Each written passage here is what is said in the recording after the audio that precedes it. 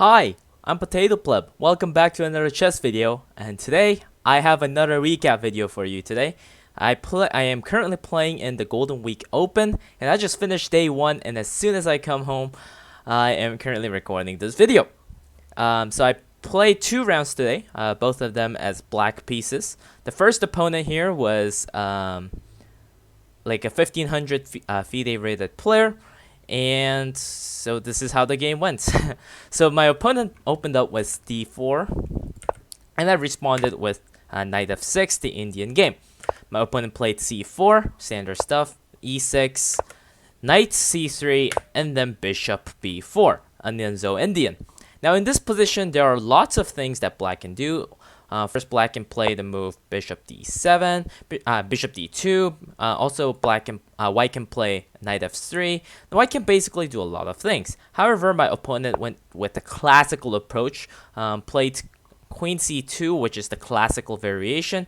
And usually online, I would castle here and then just, I guess, develop naturally and try to go play like a Queen's Indian style. However, for this tournament specifically, or I guess not this tournament, like a previous tournament, for the previous tournament, I did prepare a line where I play d5 immediately, trying to contest the center, and after takes, I take back with the queen. So this is the line that I went for. Usually I would not play this online, but again, for this specific tournament, or actually, as I mentioned, I prepared for the previous tournament, but I decided to play this anyways here. After this, my opponent played a3. Now, it is worth noting that if he plays the move knight f3 here, I'm just going to play queen f5 and try to trade the queens here and try to go for the early endgame. However, instead, my opponent plays a3. Now, in this position, I'm basically forced to take here because if I decide to retreat with my queen, my opponent has the nasty move b4, which basically attacks the bishop and also attacks the queen at the same time. So you basically lose a piece. GG, game over, round 1 over. However, instead, I did not retreat my bishop and I took on c3. My opponent took back with the pawn here, and it is worth noting that the best move in this position is to play c5. However, I decided to go for the variation where I castle immediately. According to the Lichess normal database, about 67% of black users will win here. However, or the black pieces will win here. However, it's actually not that simple, this position. So my opponent starts off with the move knight f3, a very natural looking move. And again, I should have played c5, but instead I decide to go for this cheeky idea where I play queen a5. Now the idea was actually quite, I guess, simple in a way, but also quite daring. The idea was that if he decides to block with this, I would actually go back to I'll go back to my original plan of trying to trade queens. But then after playing the move a5 and after him playing bishop d2, I kind of realized that this position is very different from the position that I showed you earlier. As you can see, I do not have the bishop here. So in the endgame, it could be very, very dangerous, especially with the open files, or as the position opened this up. So I decided to actually go for something different. Instead, I decided to go for bishop d7 here, trying to attack the queen. So basically, if he goes for some kind of a weird discovery, I have this move, queen a4, and I can try to trade the queen like this and kind of, I guess, go for an outpost in this area and try to compensate the fact that I don't have the bishop pair for a nice outpost. But unfortunately, he did not go for this. But instead, he played the best move, e4 here. And then I played the move bishop a4. Very natural, actually, because I'm basically trying to make some time here.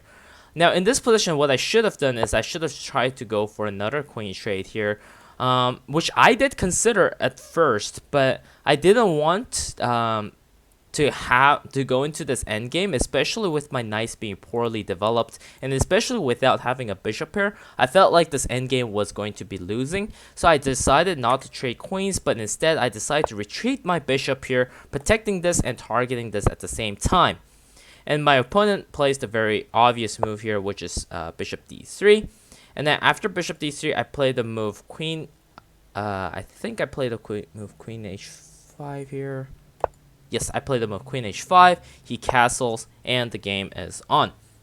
Now, if you look at the evaluation here, it says that I am very, very bad right now, and it's quite obvious because this bishop, this batter is looking really scary after e5, and this position just looks very, very scary for black. However, I felt like it's not really clear because there's a lot of different ways, different resources that black can use to try to, I guess, prevent the opponent from attacking. And in this situation, what I wanted to do was actually push the f pawn and try to shut this diagonal down. So I started with the move knight f to d7 here, and my opponent plays the move c4. Yeah, which I thought was a mistake actually, because I felt like I could go for this immediately. However, I realized that he actually has the move d5 in this position, which is not fun at all. So I just decided to go for b6, which was the engine top move, and he decided to actually push the d pawn here. And after taking I played the move bishop b7. Now, according to the engine, this was a huge mistake. After d5, what I should have done is I actually should have moved my bishop out here and trying to use an active square and try to use this to try to trade out the bishop. After something like, I don't know, knight d4 here. However, I did not go for that. I think that's actually kind of difficult to find. But yeah, I went for bishop d7 here, and already actually I traded here and then went for bishop b7, and my opponent plays the move rook e1. I think rook e1 was a very great move. I kind of completely missed it. In this position, I actually considered a few different moves. The first move was actually c6, the second move was a5, and the third move was f3. Now, c6 is apparently the engine best move. However, after c6 and takes, I wasn't really sure if this was winning at all, because this battery is quite open. After this, it's like kind of, it looks scary. Although the engine says that I can hold after knight f6, it looks very scary for a human, I feel like. So I did not go for c6, but instead, and also I did not go for a5, which I thought was holding here, but according to the engine, it is not holding because of this nasty move. Oh, I'm sorry, e4, this nasty move. Well, I thought that after f5, I should be fine here, but according to the engine, I can, I see. Yeah, this looks winning, yeah. So maybe a5 was not a good move. Yeah, good thing that I didn't play it, but I did play a really bad move, which is obviously just normal f6 here. Now, this is a bad move because, first of all, he has this nasty move, bishop b4, which he did play, actually. So in this situation, I actually did not think that I can save this rook effectively without completely blundering my king. So in this position, I sacrificed my rook and went for, I guess, more of a positional play of knight a6, which, according to the engine, is the best move. But of course, this is completely losing because I lose the exchange here, and he has this nasty move, rook e7. But instead of playing rook e7 right away, I believe he plays this move first. Yeah, he plays rook f5, and then I play this, and then he plays rook e7. Very nasty. And in this position, black is completely lost, actually. There's no way black can win in this position. But I still kept playing. I started off with, I believe, g6. No, I did not start. I started off with bishop c8. He plays knight d4, g6, check, h8, d1. Yep. And after this position, it's really difficult to avoid checkmate. So, yep. After this position, I decided to resign because it's just really impossible to avoid checkmate without losing the queen. So this game was actually really one-sided. Quite sad, but I think for the first game, I think considering that I lost in the opening, I wasn't really mad at all because I think it was my opening that was the issue and not my plays itself. So I was pretty satisfied with this game overall. So in round 2, I was once again playing as the black pieces, and my opponent decided to open with the move e4. And I actually love going against e4 because I have this really nice weapon of Sicilian dragon, and my opponent actually went into the open Sicilian as well, which was really nice. And after takes and g7, g6, we were officially in the accelerated dragon of the Sicilian. My opponent can't play the Maroczy bind, but my opponent decided to simply go for a natural developing move, bishop e3. And I actually went for bishop g7, which is an inaccuracy because it allows my opponent to go back to the Maroczy bind. But my opponent decided to just naturally develop with the move knight c3, and I also developed naturally. And after bishop c4, castles, he decided to go for queen d2. Now, it is worth noting that queen d2 is indeed a blunder, and I think the best move in this position is to play bishop b3. Now, this is the reason why. There are lots of different tactics in this position, so if you don't know the theory, it is really easy to get in trouble. So first tactic is when he plays the natural looking move f3. So and basically in the Sicilian, f3 is very natural because it kind of prevents in the dragon, f3 is natural because it prevents knight g4. However, for the accelerated dragon, what you can do is you can actually play the move bishop, queen b6. I'm sorry for calling queen the bishop.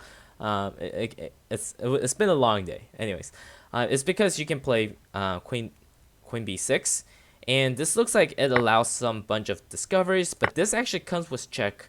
So we can basically win a exchange here. And also, if your opponent just does something natural like castling, you have a very nasty move, queen takes b2, basically getting a pawn for free. And also, if your opponent decides to do something potent, like, I don't know, something normal like queen d2, you can actually take on e4 because you can actually win back a piece here by playing bishop takes d4, bishop takes, and then playing queen d4. You basically win an exchange here. I win a pawn here, and then after takes, castle. This should be a winning endgame, especially after something like something natural like knight c6. So it is worth noting that there are lots of tactics here. I hope I made myself clear. So it's not easy at all for white to find the best move if he doesn't know the theory. So in this position, my opponent goes for queen d2. And I decided to punish him with knight g4 here. And my opponent actually did not blunder here. My opponent, I think, played one of the best moves, which is to go back here. Now, it is worth noting that taking it is the best, because after takes. Actually, my apology. After takes, if your opponent takes like this, what you have is you simply have takes, and then your opponent can't castle along. This bishop is under fire. Life is not fun for the white pieces here. But instead, my opponent goes for this line. This basically allows me to capture the bishop here, and he actually takes back with the queen, which I actually don't like. I think he should have taken back with the f pawn here so that he can at least like castle and then try to use these files. But I guess he made the right call taking with the queen here. And what I should have done in this position is actually play rook b8. And I did consider this move, and it is a very common move in the Sicilian dragon, which basically targeting this and preparing to, I guess, expand on the queen side. But instead, I decided to play the move a5. Now, if you recall from the previous tournament, when my opponent played the Maroczy bind, I think a5 was one of the biggest reasons that I lost because it made this square very weak, and it was just not fun. But I make the same mistake of playing a5, which I really should stop doing. But anyways, I play f5. My opponent actually plays the move a3 here, preventing the knight from jumping in. For me, this was actually pretty lucky because this allowed me to play the move knight e5 here, kicking out the bishop, and then I was able to play a d6, kind of consolidating in this, consolidating my pawn structure and having a really nice knight here. And my opponent starts his attack actually by playing h3. I think what he was trying to do is prevent my knight from jumping in and trying to take, trying to win a tempo. What I think my opponent should have done is actually just play h5, h4 if he was going to like push anyways. But I don't know. He played h3, and then I played the move knight d7, trying to reroute here. I was actually expecting him to castle, and after rerouting, I actually thought that this would be a pretty equal battle. But my opponent decides to go for a very bold move, g5 here. I mean g4 here. And honestly, usually I'll be very scared, but this time I didn't believe that this was strong at all. First of all, because I had this move, and I can basically shut this bishop down, and I can basically gain so much space on the queen side, and he has no pieces on the king side, so the attack would not work. That's what I thought. And he continued his attack. Like, I think he should have played f5 as well if he was going to keep pushing. But he plays f3. I take, and I play the move bishop e6, targeting the weak pawn here. So after knight c5, I think he should have, preserved this bishop as well. But again, after preserving the bishop, I kind of have this move b5 here, because after takes you can have like this nasty move, a very common idea in the Sicilian. So I think my opponent started to break here. So after f3, takes, bishop e6, targeting the pawn here. My opponent went for h4, continuing the attack. I take the free pawn, and he plays h5, and I play e6, just preventing the knight from coming in and kind of activating my bishop if I have to. My opponent takes here, and I take, and then he makes this critical blunder. I think he made this. I think he played this move because it seems like it protects this pawn here, but there's no reason for him to protect the pawn at all. I think he can just play g5 or something and try to rotate his queen and try to attack on this side. But he played this move. Very critical blunder. So the engine says that I can play this. But I did see this, but I did not like the sequence because it felt like my dark square will be very open. So instead, I went for this move. The idea was that if he decides to go something like this, I have check, and I can basically have the same position like this. Or, but in the game itself, he actually went back like this, and we resulted in the same exact position. And he played king e2, a very obvious move. I did consider the move af8 here, but I was scared that after this, I didn't think that this was nice. But according to the engine, I have this move. Oh wow, this is nasty. Okay, yeah, apparently I have that move, but I didn't see it. So I retreated, and my opponent decided to play knight b5 here, targeting this pawn, and I play bishop b5, bishop e5, just consolidating the position. My opponent plays a4, just anchoring this knight, and I play rook af8, and my opponent blunders once again by playing queen f1. Now this is a blunder because it basically trades all the pieces, and as you can see here, he has 1, 2, 3, 4 pawns that are basically all split, but I have 1, 2, 3, 4, 5, 6. I have 2 extra pawns here with pretty healthy pawn structures with the bishop here. So trading pieces here is actually quite a bad idea. That's why I thought that this was a blunder, and I just immediately went and took. And it is worth noting I can trade here once again, but I decided to play the move bishop takes a4 first, getting another extra pawn. So I'm basically 3 pawns up now. And my opponent took, I took, my opponent targeted this pawn here, and wait, no, this is not how the game went. Yeah, he played this move first, threatening to go here. I took his rook, he took my rook, and then I protected this pawn by playing king f7 here, and I think my opponent played, yeah, knight c4, threatening to take this pawn, obviously. So I went to threaten his pawn, he took, I took, and effectively this knight is stuck, basically. Because this knight can't go here because there's a check.